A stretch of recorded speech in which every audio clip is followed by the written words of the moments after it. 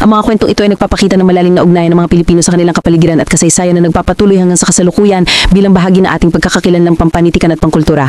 Ang ilang eksena ay hindi angkop sa para napakabatang mga manonood, patnubay na magulang ay kailangan. Ang Laperal House, Katang RMT Rayo 26.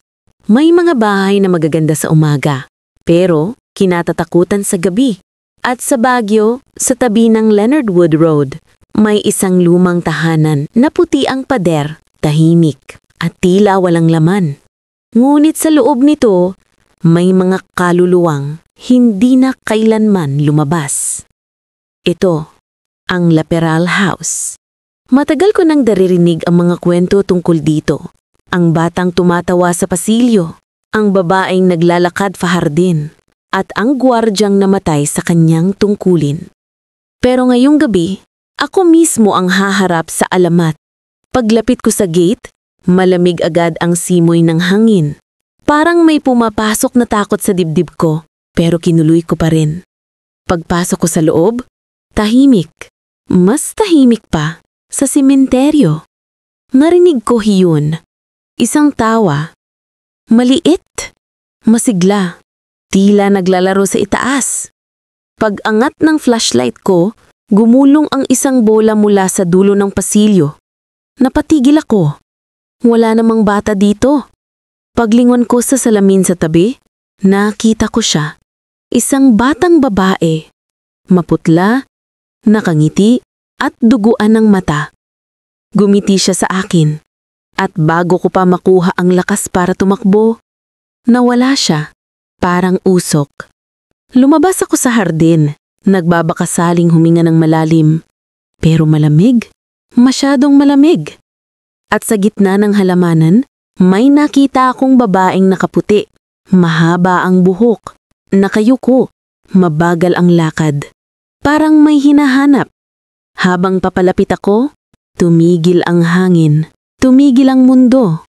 At mula sa kanyang labi, isang mahina, malungkot na boses ang narinig ko. Bakit ka bumalik?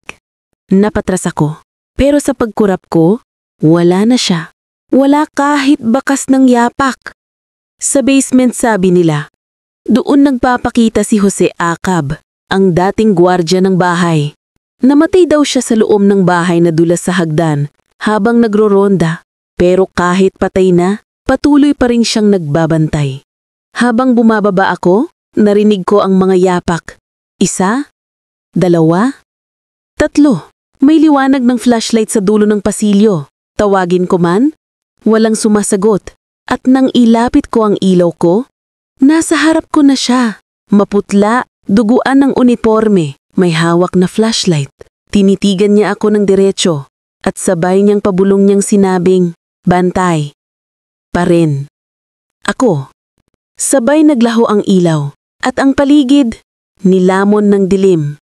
Sa Laperal House, hindi mo kailangan maniwala sa multo. Sapat na maramdaman mo ang lamig sa paligid, ang mga matang nakatingin kahit ikaw lang ang mag-isa, at ang mga boses na sumasabay sa bawat paghinga mo. Tuwing gabi, may mga nilalang na dumadaan sa mga bintana at may mga bisitang hindi na nakakalabas. Kung sakaling mapadaan ka sa Leonard Wood Road at mapansin mong bukas ang bintana ng Laperal House, huwag kang lalapit. Huwag mong titigan ng matagal. Dahil baka may isang pares na matang nakatingin na rin sa'yo at matagal ka na nilang hinihintay.